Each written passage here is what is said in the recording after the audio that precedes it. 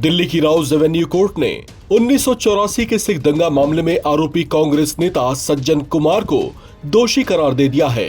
41 साल पुराने इस मामले में आए इस फैसले ने बेहद बूढ़े हो चुके सज्जन कुमार को बड़ा झटका दिया है। उन्हें जिस मामले में दोषी करार दिया गया है वो 1 नवंबर 1984 को सरस्वती विहार इलाके में पिता पुत्र की हत्या से जुड़ा हुआ है। अब उन्हें इस मामले में कितने साल की सजा होगी, इस पर फिलहाल सस्पेंस है। सज्जन कुमार की सजा को लेकर अब राउज एवेन्यू कोर्ट में 18 फरवरी को बहस होगी। The CBI Special Court Judge Kaveri Baweja has convicted Sajjan Kumar for the murder of two Sikhs in 1984, Sikh genocide. Now this is a case involving the murder of Jaswant Singh and his son Tarandeep Singh.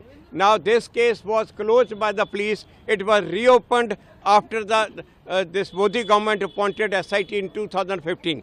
This case was reopened. Now we are so grateful to the court. We are also grateful to the public prosecutor Manish Rawat and the IO Jagdish Kumar, who worked very hard on this. I am also grateful to my colleague Kamra Bora and Gurbakh Singh, who have also worked very hard on this. Now on 18th February, the court will pronounce the sentence. Sir, it has been a long-drawn battle for you. That is true. In fact, after such a long time, justice though has no meaning, but it doesn't mean that these guilty should go scot-free. They should be punished, and this will also send a message to other people in the country that if you are in the power, don't think you can get away after committing such heinous crime. A day will come when you will have to face the law. आपको बता दें कि 1 नवंबर को 1984 में पश्चिम दिल्ली के Rajnagar part 1 इलाके में सरदार जसवंत सिंह और उनके बेटे तरुणदीप सिंह की हत्या कर दी गई थी। उस मामले में यह आरोप लगाया गया था कि जिस भीड़ ने उस घटना को अंजाम दिया उसका नेतृत्व खुद सज्जन कुमार ही कर रहे थे।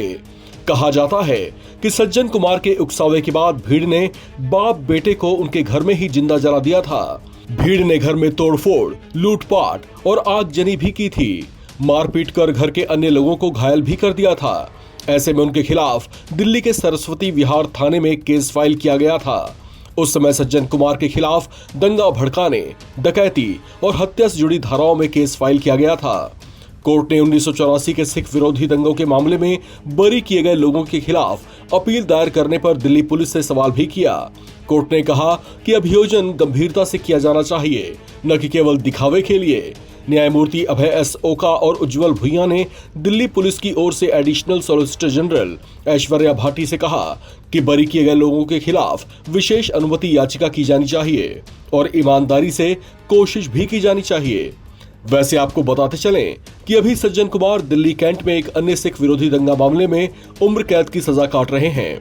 फैसला सुनाने के लिए सज्जन कुमार को तिहाड़ जेल से कोर्ट में पेश किया गया था। गौरतलब है कि 31 अक्टूबर 1984 को तत्कालीन प्रधानमंत्री इंदिरा गांधी की उनके 2 सिख अंगरक्षकों ने हत्या कर दी थी, जिसके बाद दंगे भड़क उठे थे। दिल्ली समेत देश के कुछ अन्य हिस्सों में भी सिखों पर हमले किए गए थे, जबकि दिल्ली में भी उस दौरान ऐसा ही उत्पात देखने को मिला था। इस खबर में फिलहाल इतना ही। बाकी अपडेट्स के लिए आप बने रहें NBT ऑनलाइन के साथ।